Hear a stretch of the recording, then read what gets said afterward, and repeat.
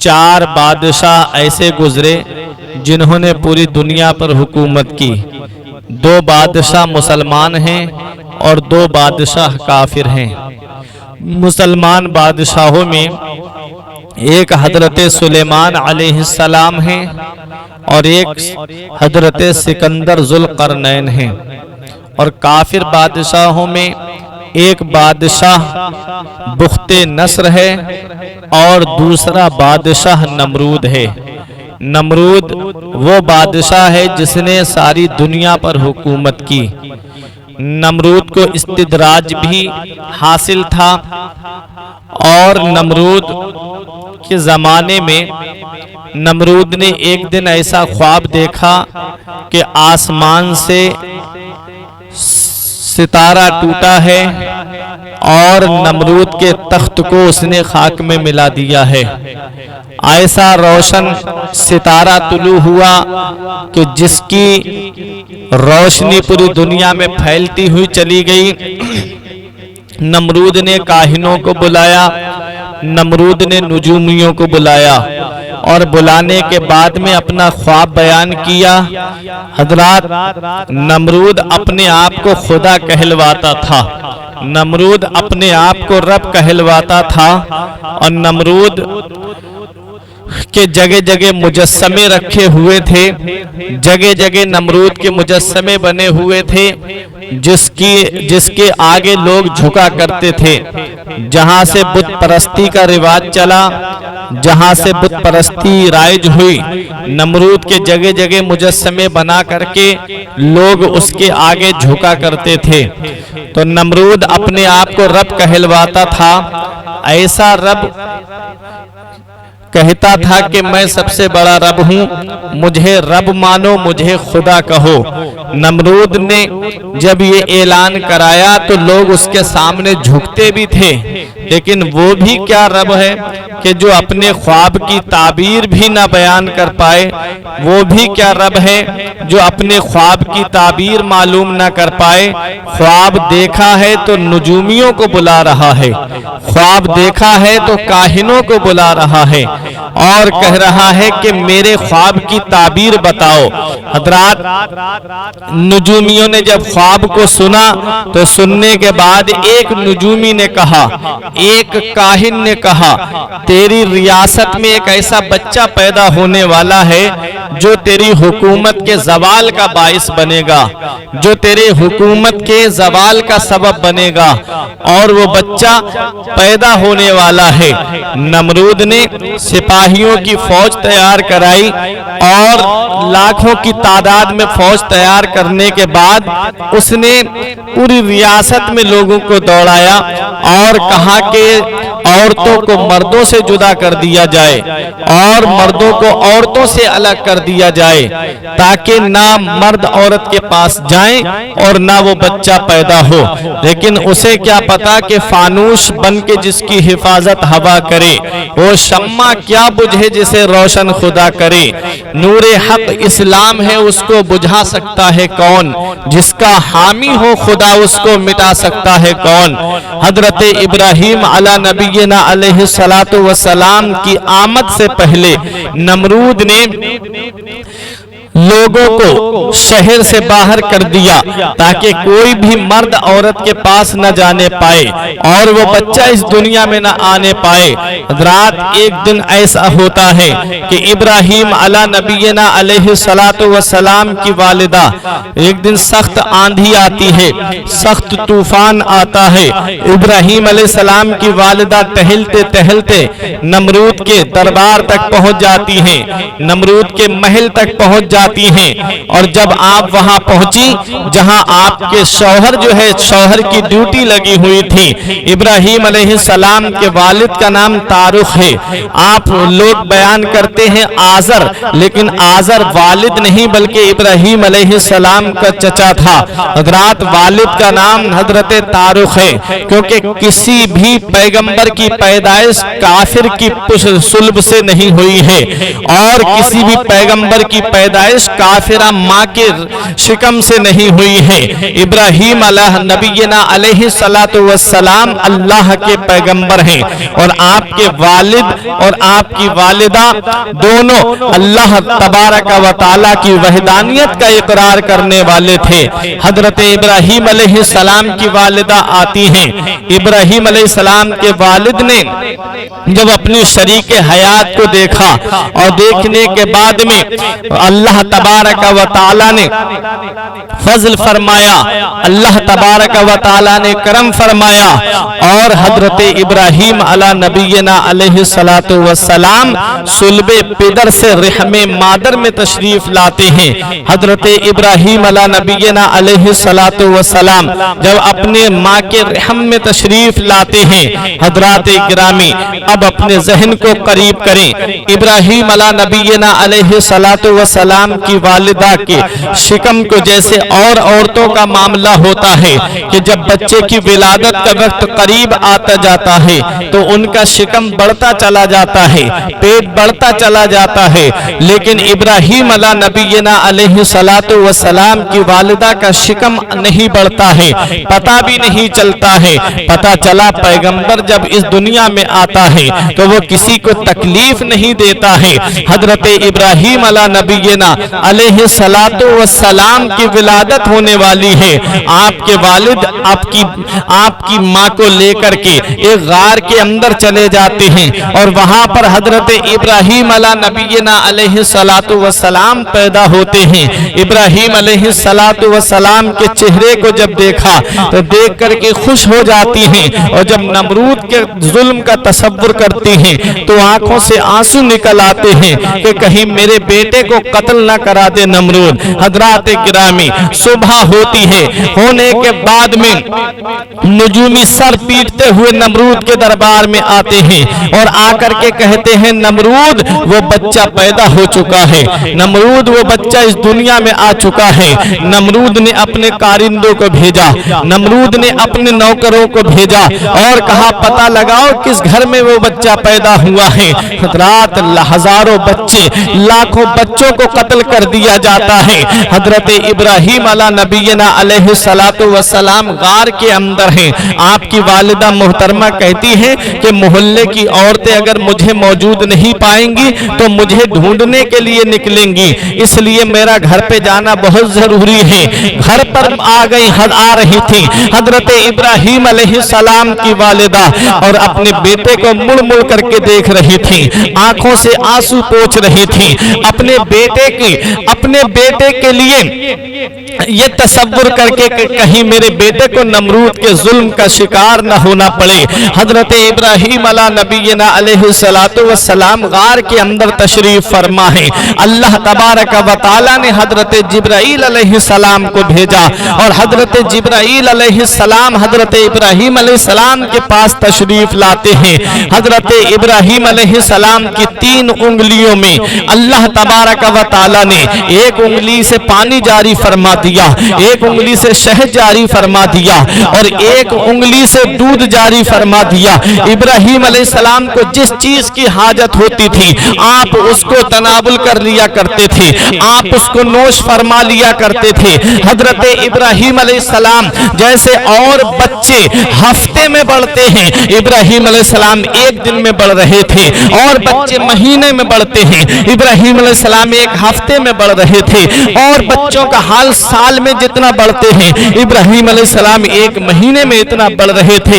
एक दिन आपकी वालिदा मोहतरमा पहुंची और बेटे को देखा, तब इब्राहीम अलैहिस्सलाम ने अपनी माँ से पहला सवाल किया, ऐ मेरी माँ मेरा रब कौन है? तो माँ ने कहा बेटा तेरी रब मैं हूँ। कहा माँ तुम्हारा रब कौन है? कहा तुम्हारे वालिद हैं। कहा मेरे वालिद का रब कौन है? कहा तुम्हारे वालिद का रब नमरूद है। कहा नमरूद का रब कौन है? है। इतना कहा तो माँ सोच में पड़ गई, कहीं ये वही तो बेटा नहीं है जो नमरूद की हुकूमत के ज़वाल का सबब बनेगा, कहीं ये वही तो लाल नहीं है कि जो नमरूद की हुकूमत को मिट्टी में मिला देगा।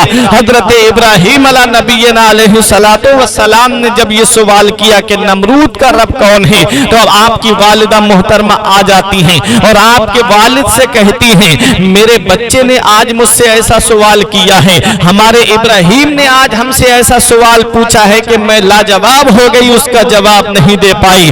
तब आपके वालिद ने कहा, इब्राहीम अलैहिस्सलाम के वालिद ने कहा, क्या सवाल किया है? कहा, मुझसे पूछ रहा था मेरा बेटा कि तुम्हारा रब कौन है। मैंने कहा कि बेटा मेरा रब तुम्हारे वालिद हैं। कहा, तुम वालिद का रब कौन है? मैंने कहा नमरूद। कहा, नमरूद का रब कौन है? तब मैं उसका कोई जवाब नहीं दे पाई। मुझे लग रहा है ये वही बेटा तो नहीं है जो नमरूद की हुकूमत के ज़वाल का सबब बनेगा, कहीं ये वही लाल तो नहीं है जो नमरूद की हुकूमत के ज़वाल का सबब बनेगा। हजरत इब्राहीम अला नबीना अलैहिस्सलातु वस्सलाम एक दिन बाहर निकले और आपने सूरज को, वो चांद को चमकता हुआ देखा। चांद सितार, पहले सितारों को देखा, सितारों से पूछा क्या तुम मेरे रब हो? लेकिन जब देखा कि चांद की चांदनी ने अपनी रोशनी को फैलाया तो सितारों की रोशनी मांद पड़ जाती है। इब्राहीम अलैहिस्सलाम ने कहा, जिसकी रोशनी खत्म हो जाए वो रब नहीं हो सकता। इस्तिफहाम इनकारी के तौर पे आपने सूरज को देखा तो सूरज से कहा, क्या तू मेरा बड़ा वाला रब है? तो सूरज को जब शाम को गुरूब होते हुए देखा तब हजरत इब्राहीम अलैहिस्सलाम ने कहा, जो डूब जाए वो रब नहीं हो सकता, जो डूब जाए वो खुदा नहीं हो सकता। हजरात गिरामी, आप रब की तलाश में हैं, रब तबारक व तआला की तलाश में हैं। इब्राहीम अलैहिस्सलाम ने सितारों को देखा, सितारों की रोशनी खत्म हो गई। आपने कहा, जिसकी रोशनी खत्म हो जाए वो रब नहीं हो सकता। आपने सूरज को देखा, सूरज गुरूब हो गया। आपने कहा, जो डूब जाए वो रब नहीं हो सकता। हजरात गिरामी, गैब से आवाज आती है, इब्राहीम तू कहां अपने रब को तलाश कर रहा है? इब्राहीम अलैहिस्सलाम ने कहा, इन्नी वज्जहतु वजहिया लिल्लज़ी फतरस समावाति वल अर्द, मैंने अपने चेहरे को जमीन और आसमान के पैदा करने वाले रब की बारगाह में रख दिया है। हजरत इब्राहीम अलैहिस्सलाम अब अपनी बस्ती की तरफ आते हैं। आने के बाद में इब्राहीम अलैहिस्सलाम की उम्र शरीफ परवान चल रही है। एक दिन ऐसा आता है, इब्राहीम अला नबीना अलैहिस्सलातु वस्सलाम का चचा आजर जो बुत तराशा करता था, आपने अपने चचा से पूछा, ऐ चचा तुम उसकी क्यों पूजा करते हो कि जो ना नफा पहुंचा सकता है ना तुम्हें नुकसान पहुंचा सकता है, जो ना किसी की सुन सकता है। इब्राहीम अलैहिस्सलाम ने जब इतना कहा तो आपके चचा ने कहा, क्या तू मेरे बुतों की मुखालिफत कर रहा है? इब्राहीम अलैहिस्सलाम ने कहा, हाँ मैं इनकी मुखालिफत कर रहा हूँ। इब्राहीम अला नबीना अलैहिस्सलातु वस्सलाम ने जब इतना कहा तो आजर कहने लगा कि तू मेरे बुतों की मुखालिफत कर रहा है। इब्राहीम अला नबीना अलैहिस्सलातु वस्सलाम एक दिन गली से गुजर रहे थे। एक बुढ़िया ने कहा कि बेटा मुझे आजर का पता बता दो, मैं उससे बुत खरीदती हूँ। इब्राहीम अलैहिस्सलाम ने उस बुढ़िया से कहा कि ऐ बूढ़ी माँ जरा ये तो बता, क्या तू उससे बुत खरीदेगी और उस बुत को खरीदेगी जो ना तुझे नुकसान पहुंचा सकता, जो ना तुझे फायदा पहुंचा सकता, जो ना तुझे किसी तरह का न तेरी कोई बात सुन सकता है? कहा, तू उस रब की बारगाह में क्यों नहीं झुक जाती जो रब सुनता भी है, जो रब देखता भी है, जो रब तुझे फायदा भी पहुंचाता है?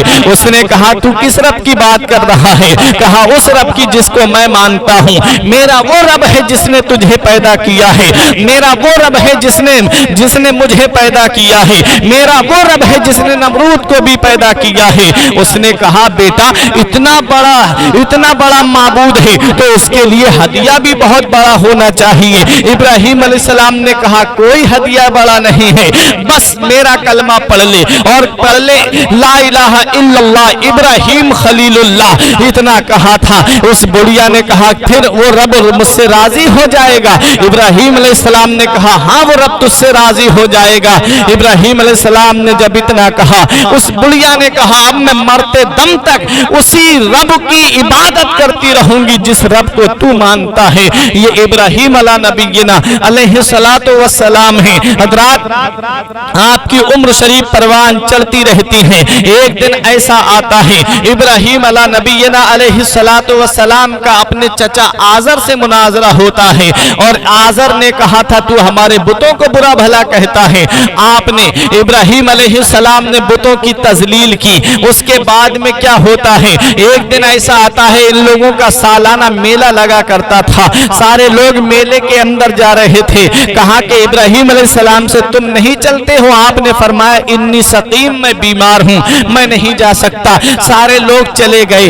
ابراہیم علیہ السلام نے ایک بڑا سا کلہاڑا لیا اور لینے کے بعد میں بت خانے کے اندر پہنچے، اور آپ نے ان سے کہا کہ بتاؤ، ایک طرف سے کلہاڑا مار کر کے بتوں کو توڑنا شروع کر دیا، معبودان باطلہ کو توڑنا شروع کر دیا، اور جو سب سے بڑا والا تھا اس کے ہاتھ میں کلہاڑا رکھ کر کے اس کے کاندھے پر رکھ دیا۔ اب ابراہیم علیہ السلام اپنے گھر آ جاتے ہیں۔ شام کو جب لوگ میلے سے واپس ہوتے ہیں اور جب اپنے بت خانے کے اندر جاتے ہیں، جب بتوں کا ہاتھ دیکھتے ہیں، کسی کا ہاتھ ٹوٹا پڑا ہے، کسی کی ناک کٹی پڑی ہے، کسی کی گردن کٹی پڑی ہے، کسی کا پیر کٹا پڑا ہے، اور کلہاڑا بڑے والے بت کے ہاتھ میں ہے، تو لوگوں نے کہا کہ یہ کس نے کیا ہے ہمارے معبودوں کا حال، کس نے ہمارے یہ معبودان باطلہ کا حال کیا ہے؟ حضرات گرامی، لوگوں نے آپس میں بیٹھ کر کے مشورہ کیا، تب کہا کہ ہم نے سنا ہے قالو سمعنا فتن، ہم نے سنا ہے ایک جوان ہے۔ سورہ انبیاء کے اندر پورا واقعہ آیا ہے۔ لوگوں نے کہا ہم نے ایک جوان کو سنا ہے کہ وہ ان کے بارے میں بول رہا تھا، یعنی بتوں کی برائی کر رہا تھا۔ یقال لہو ابراہیم، اسے ابراہیم کہا جاتا ہے۔ لوگوں نے کہا اس کو لوگوں کے سامنے لے کر کے آؤ۔ ابراہیم علیہ السلام کو سامنے لایا جاتا ہے۔ لوگوں نے پوچھا اے ابراہیم، کیا تو نے یہ ہمارے معبودوں کا حال کیا ہے؟ ابراہیم علیہ السلام نے کہا اللہ کا قرآن کہتا ہے قالا بل کبیرہم، کہا ان کے بڑے والے نے کیا ہے۔ کبھی کبھی بڑوں کو چھوٹوں پہ غصہ آ ہی جاتا ہے، اس لیے بڑے والے سے پوچھ لو، اگر یہ بولے اس سے پوچھو کہ ان کا حال کس نے کیا ہے، اگر یہ تم سے بات کر سکے۔ ابراہیم علیہ السلام نے جب اتنا کہا تو لوگوں نے کہا اے ابراہیم تو کیسی بات کر رہا ہے، یہ ہم سے کیسے بات کر سکتا ہے، یہ ہماری کیسے سن سکتا ہے؟ ابراہیم علیہ السلام کو موقع مل گیا۔ آپ نے فرمایا پھر تم اس کی کیوں پوجا کرتے ہو کہ جو نہ سن سکتا ہے، جو نہ اپنے اوپر سے مکھی اڑا سکتا ہے، جو نہ اپنے اوپر حملے کو روک سکتا ہے؟ اس رب کی بارگاہ میں کیوں نہیں جھک جاتے جو میرا رب سنتا بھی ہے، جو میرا رب دیکھتا بھی ہے، میرا رب فائدہ بھی پہنچاتا ہے، اور اگر اس کے ماننے والے پر کوئی تکلیف پہنچتی ہے تو وہ رب اس کی تکلیف کو دور بھی کرتا ہے۔ تو حضرت ابراہیم علیہ السلام نے جب اتنا کہا تو لوگوں نے معاملہ نمرود کے دربار میں پہنچا دیا، اور جب نمرود کے دربار میں معاملہ پہنچا تو مشورے ہونے لگے کیا کیا جائے ابراہیم کے ساتھ میں۔ کسی نے کہا کہ ابراہیم کو جلا وطن کر دیا جائے، کسی نے کہا ابراہیم کو سولی پہ چڑھا دیا جائے، کسی نے کہا ابراہیم کو ہمیشہ کے لیے قید خانے میں ڈال دیا جائے، کسی نے کہا ابراہیم کو شہر بدر کر دیا جائے، کسی نے کہا کہ ابراہیم کو آگ میں ڈال دیا جائے۔ جب آگ کا مشورہ دیا گیا تو سب لوگوں کا اسی پہ اتفاق ہو گیا کہ حضرت ابراہیم علیہ السلام کو آگ میں ڈال دیا جائے۔ حضرت ابراہیم علیہ نبینا علیہ السلام کو آگ میں ڈالنے کی پلاننگ کی جا رہی ہے، ابراہیم علیہ السلام کو آگ میں ڈالنے کی بات کی جا رہی ہے۔ 30 گز لمبی اور 20 گز چوڑی ایک چہار دیوار بنائی جاتی ہیں، اس کے اندر لکڑیاں بھرنی شروع کر دی جاتی ہیں، اس کے اندر لکڑیاں بھری جا رہی ہیں۔ نمرود نے پورے شہر میں اعلان کرا دیا کہ ابراہیم کو جلانے کے لیے جو لکڑیاں نہیں بھرے گا اس کو بھی ابراہیم کے ساتھ میں آگ میں ڈال دیا جائے گا، اس کو بھی ابراہیم کے ساتھ میں آگ میں جلا دیا جائے گا۔ حضرت ابراہیم علیہ نبینا علیہ السلام کو جلانے کے لیے آگ میں لکڑیاں بھری جا رہی ہیں، لکڑیاں بھری جا رہی ہیں۔ ہیں جلانے کے لیے چہار دیواری کے اندر حضرت ابراہیم علیہ نبینا علیہ الصلوۃ والسلام کو قید کر دیا جاتا ہے۔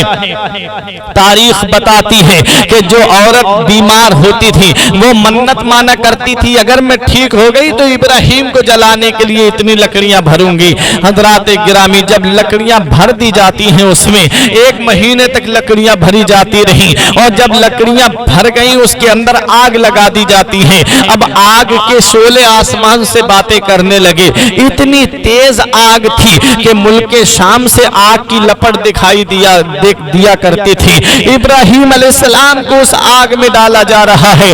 رب کے فرشتوں نے رب کی بارگاہ میں عرض کی میرے پروردگار ایک بندہ ہے ابراہیم تیرا جس نے دنیا میں تیری وحدانیت کا اقرار کیا ہے، جس نے دنیا میں اسلام کا پرچم بلند کیا ہے، جس نے دنیا میں تیری وحدانیت کے لیے لوگوں کو بلایا ہے۔ حضرت ابراہیم علیہ نبینا علیہ السلام وحدانیت کی طرف لوگوں کو بلایا ہے۔ حضرت ابراہیم علیہ نبینا علیہ السلام نے وحدانیت کا پیغام لوگوں کے سامنے پیش کیا تھا۔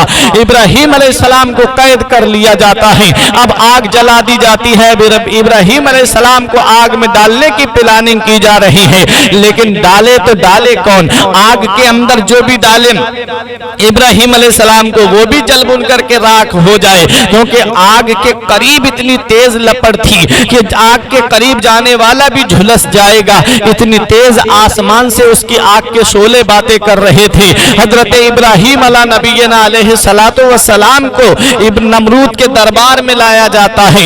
ابراہیم علیہ السلام جب نمرود کے دربار میں آتے ہیں، نمرود نے کہا اے ابراہیم تمہارا رب کون ہے؟ ابراہیم علیہ السلام نے کہا ربی الذی یحیی و یمیت، میرا رب وہ ہے جو مارتا بھی ہے اور جلاتا بھی ہے۔ نمرود نے کہا یہ کوئی بڑی بات نہیں ہے، یہ کام تو میں بھی کر سکتا ہوں۔ نمرود نے قید خانے سے 2 قیدی بلائے، ایک کی گردن مار دی اور ایک کو آزاد کر دیا۔ کہا دیکھو ابراہیم مارنا اور جلانا میرے ہاتھ میں بھی ہے۔ ابراہیم علیہ السلام کو اس کی بے وقوفی پہ ہنسی آ گئی، کیونکہ مارنا اور جلانے سے مطلب یہ ہے تخلیق یعنی پیدا کرنا، اور مارنے سے مراد یہ ہے کہ جسم کا تعلق روح سے الگ کر دینا۔ حضرات گرامی نہ کہ گردن کاٹ دینا۔ ابراہیم علیہ نبینا علیہ السلام نے کہا سن نمرود میرا رب وہ ہے کہ جو سورج کو مشرق سے نکالتا ہے اور مغرب میں ڈبوتا ہے، اگر تو رب ہے تو سورج کو مغرب سے نکال دے اور پورب میں ڈبو دے۔ حضرات جب اتنا کہا اللہ کا قرآن کہتا ہے 3 پارے میں پورا واقعہ آیا ہے، اللہ کا قرآن کہتا ہے فبوہت الذی کفر، تو نمرود ہکا بکا رہ گیا۔ مفسرین کرام فرماتے ہیں پروردگار عالم نے حضرت جبرائیل علیہ السلام کو حکم دیا اے جبرائیل اگر نمرود یہ مطالبہ کرے کہ سورج کو ابراہیم تم پچھم سے نکلوا کے دکھاؤ تو جبرائیل سورج کو پچھم سے نکال دینا۔ حضرات گرامی نمرود ہکا بکا رہ گیا، اس نے ایسا کوئی سوال نہیں کیا۔ نمرود بگلے جھانکنے لگا۔ پروردگار عالم نے ارشاد فرمایا کہ اے ابراہیم تم نے میرے لیے کہا ہے کہ میرا رب وہ ہے جو سورج کو پورب سے نکالتا ہے اور پچھم میں ڈبوتا ہے، اور نمرود کے لیے کہا ہے کہ تو پچھم سے نکال کے پورب میں ڈبو دے۔ اے ابراہیم مجھے میرے عزت و جلال کی قسم ہے تب تک قیامت نہیں آئے گی جب تک ایک بار سورج کو میں پچھم سے نہ نکال دوں، اس لیے قرب قیامت سورج پچھم سے نکلے گا۔ حضرات گرامی اب یہاں پہنچ کر کے میں ایک بات اور آپ کو بتا دوں، تمام نبی